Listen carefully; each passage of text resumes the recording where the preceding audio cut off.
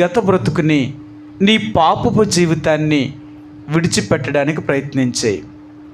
ఒకవేళ నీ పాపపు జీవితాన్ని విడిచిపెట్టకుండా ఒకవేళ అలాగే మరలా నూతనమైన సంవత్సరంలో ప్రవేశించావు అంటే నీ బ్రతుకు మరలా ఇంకా అదే స్థితిలో ఉంటావు. ఇంకా అందుకనే ఇప్పటికైనా సరే ఒక క్రొత్త జీవితాన్ని జీవించడం కొరకే ప్రయత్నించే. అందుకనే దేవుడు అంటాడు, ఆయన మనందరికీ కూడా ఒక క్రొత్త జీవితాన్ని అనుగ్రహించాలని ప్రభు యొక్క కోరిక కదా. సరే, మీకు ఈ మాట చూపిస్తాను. యెహెజ్కేలు గ్రంథము.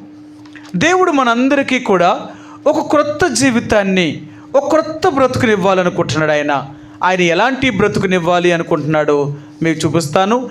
యెహెజ్కేలు గ్రంథము